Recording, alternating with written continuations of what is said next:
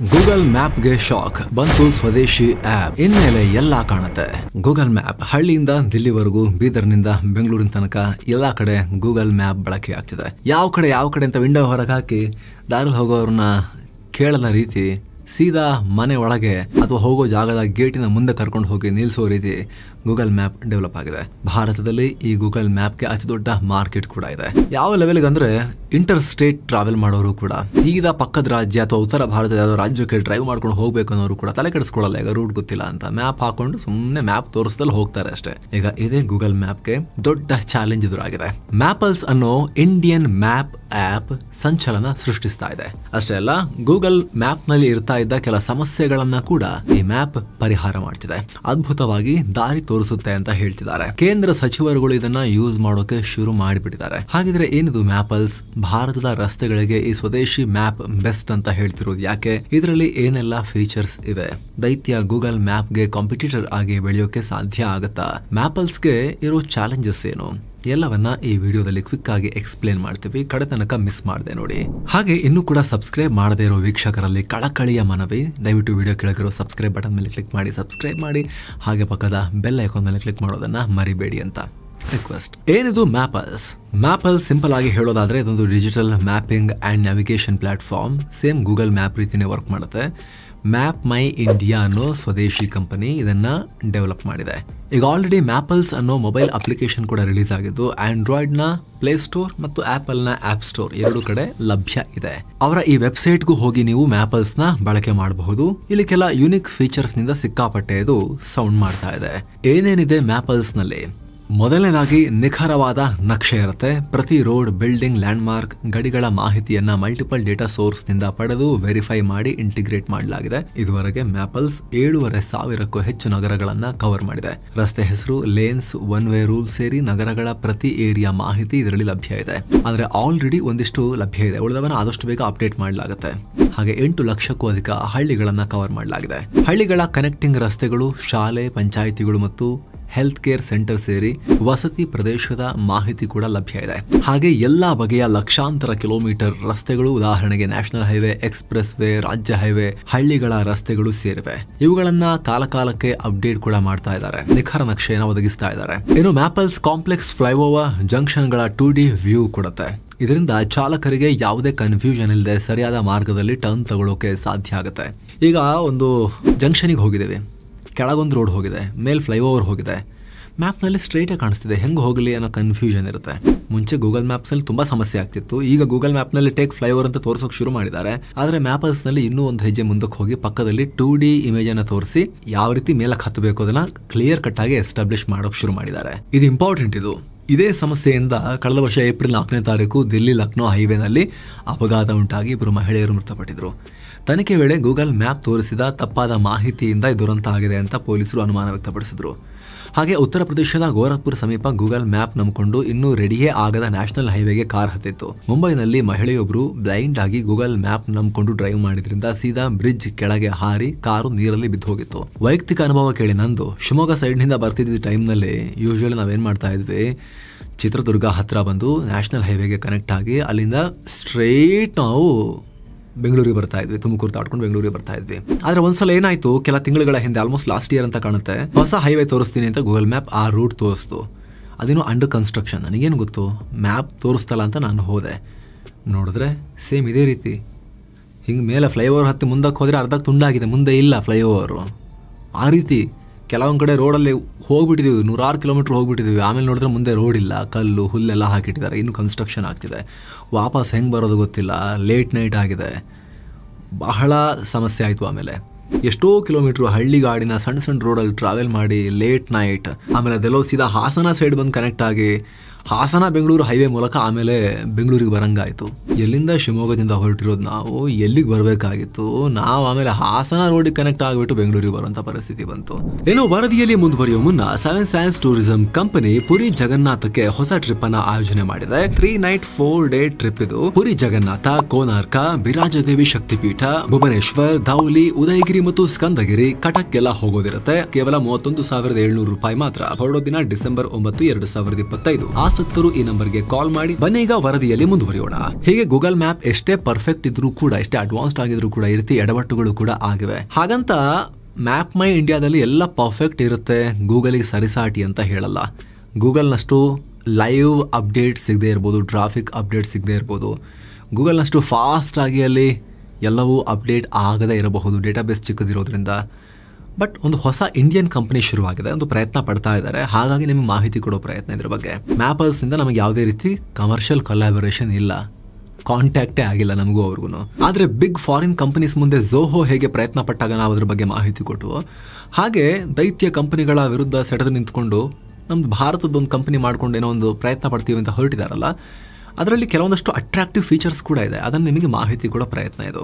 ಅಷ್ಟು ಮಾತ್ರ ಅಲ್ಲ ಸ್ನೇಹಿತರೆ, ಕೇಂದ್ರ IT ಸಚಿವ ಅಶ್ವಿನಿ ವೈಷ್ಣವ್ ಅವ್ರ ಕಾರಲ್ಲಿ ಮ್ಯಾಪಲ್ಸ್ ಮ್ಯಾಪ್ ಯೂಸ್ ಮಾಡಿ ಅದರ ವಿಡಿಯೋನ ಸೋಷಿಯಲ್ ಮೀಡಿಯಾದಲ್ಲಿ ಶೇರ್ ಮಾಡಿದ್ದಾರೆ. ಇದೊಂದು ಅದ್ಭುತ ಸ್ವದೇಶಿ ಆಪ್ ಅಂತ ಕರೆದಿದ್ದಾರೆ. ಸ್ನೇಹಿತರೆ, ಆಲ್ರೆಡಿ ಇಂಡಿಯನ್ ಕಾರ್ ಮೇಕರ್ಸ್ ಸುಮಾರು ಕಂಪನಿಗಳು ಈ ಮ್ಯಾಪಲ್ಸ್ ಒಟ್ಟಿಗೆ ಇಂಟಿಗ್ರೇಟ್ ಮಾಡ್ಕೊಂಡಿದ್ದಾರೆ ಆಫ್ಲೈನ್ ಮ್ಯಾಪ್ಸ್ಗೆ. ಗೂಗಲ್ ಮ್ಯಾಪ್ ಏನು, ಅದು ಲೈವ್ ಕೊಡುತ್ತಲ್ವಾ, ಲೈವ್ ಮ್ಯಾಪ್ ಅದು ಫೋನಿಗೆ ಕನೆಕ್ಟ್ ಮಾಡಿಕೊಂಡು ನೀವು ವೈರ್ಲೆಸ್ಸೋ ವೈರೋ Android Auto Apple CarPlay ಮೂಲಕ ಯೂಸ್ ಮಾಡ್ತೀರಿ. ಆದರೆ ನಿಮ್ಮ ಕಾರ್ನಲ್ಲೂ ಕೂಡ ಇನ್ಬಿಲ್ಟ್ ನ್ಯಾವಿಗೇಷನ್ ಸಿಸ್ಟಮ್ ಇರುತ್ತೆ. ಸಾಮಾನ್ಯವಾಗಿ ಎಲ್ಲ ಮಿಡ್ ಇಂದ ಹೈ ರೇಂಜ್ ಕಾರ್ಗಳಲ್ಲೆಲ್ಲ ಇದ್ದೇ ಇರುತ್ತೆ, ಮಿಡ್ ರೇಂಜ್ ಇಂದ ಶುರುವಾಗಿ ಎಲ್ಲದರಲ್ಲೂ ಇದ್ದೇ ಇರುತ್ತೆ. ಇವಾಗಂತೂ ಎಂಟ್ರಿ ಲೆವೆಲ್ ಕಾರ್ಗಳಲ್ಲೂ ಕೂಡ ಕೊಡ್ತಾ ಇದ್ದಾರೆ. ಮುಂಚೆಲ್ಲ ಚಿಪ್ ಹಾಕಬೇಕಾಗಿತ್ತು, ನ್ಯಾವಿಗೇಷನ್ದು ಮ್ಯಾಪ್ ಇರೋ ಮೆಮರಿ ಕಾರ್ಡ್ ಹಾಕಬೇಕಾಗಿತ್ತು, ಅದನ್ನು ಕದ್ಕೊಂಡ್ಬಿಡ್ತಿದ್ರು ಕೆಲವರೆಲ್ಲ. ಇವಾಗೆಲ್ಲ ಒಳಗಡೆ ಇಂಟಿಗ್ರೇಟೆಡ್ ಆಗಿ ಬರ್ತಾ ಇದೆ. ಆ ರೀತಿ ಇಂಟಿಗ್ರೇಟೆಡ್ ಆಗಿ ಬರ್ತಿರೋದ್ರಲ್ಲಿ ಬಹುತೇಕ ಕಂಪನಿಗಳಲ್ಲಿ ಈಗ ಭಾರತದ ಮ್ಯಾಪ್ ಮೈ ಇಂಡಿಯಾ ಮ್ಯಾಪ್ಗಳನ್ನೇ ಇಂಟಿಗ್ರೇಟ್ ಮಾಡಲಾಗ್ತಿದೆ. ನಾನು ಕೂಡ ನನ್ನ ಕಾರಲ್ಲಿ ಗೂಗಲ್ ಮ್ಯಾಪ್ಸ್ನೇ ಜಾಸ್ತಿ ಯೂಸ್ ಮಾಡೋದು. ಲೈವ್ ಟ್ರಾಫಿಕ್ ಅಪ್ಡೇಟ್ ಅನ್ನೋ ದೊಡ್ಡ ವಾರದ ರೀತಿ ಅದರಲ್ಲಿ ಹೆಲ್ಪ್ ಮಾಡುತ್ತೆ. ಲೇಟೆಸ್ಟ್ ರೋಡ್ ಕ್ಲೋಜರ್ ಇದ್ರೆ ಗೊತ್ತಾಗುತ್ತೆ ಅನ್ನೋ ಕಾರಣಕ್ಕೋಸ್ಕರ ನಾನು ಅದನ್ನು ಯೂಸ್ ಮಾಡ್ತೀನಿ.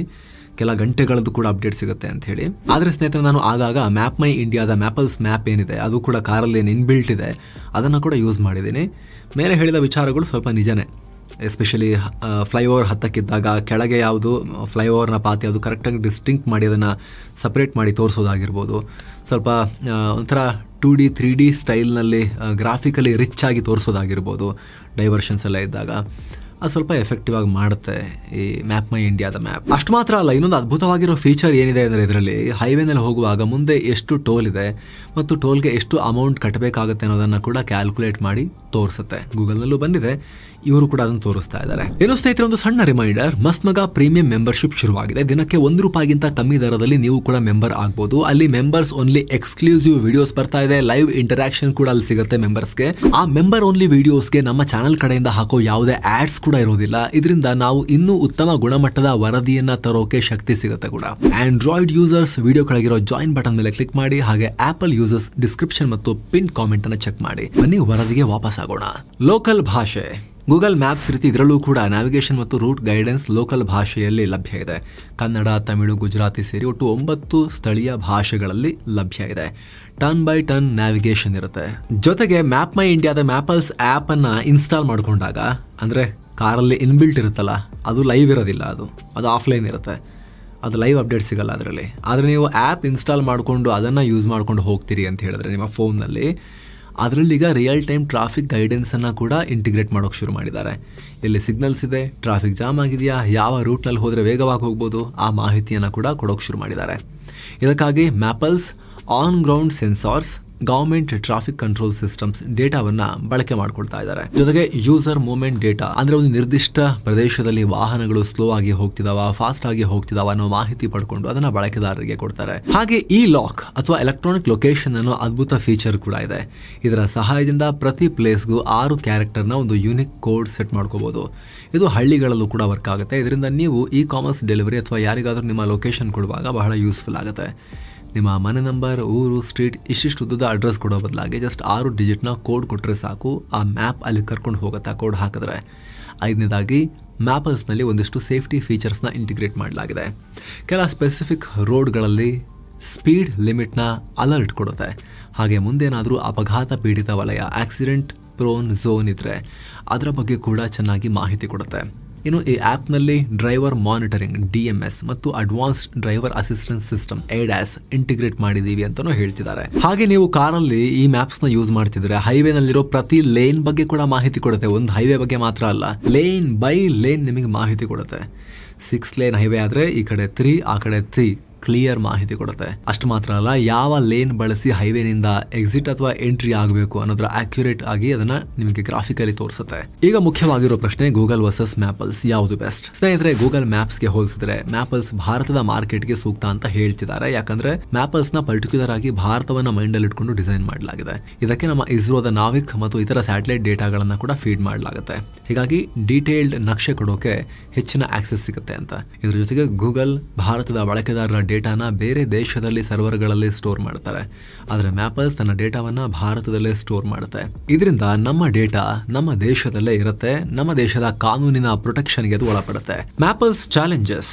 ಎಸ್ ಸ್ನೇಹಿತರೆ, ಏನೇ ಇದ್ರೂ ಕೂಡ ಗೂಗಲ್ ನ ಫೇಸ್ ಮಾಡೋದು ಅಷ್ಟು ಈಸಿ ಇಲ್ಲ. ಎಲ್ಲ ರೀತಿಯಲ್ಲೂ ಗೂಗಲ್ ನ ಮ್ಯಾಚ್ ಮಾಡೋದು ಅಷ್ಟು ಈಸಿ ಇಲ್ಲ.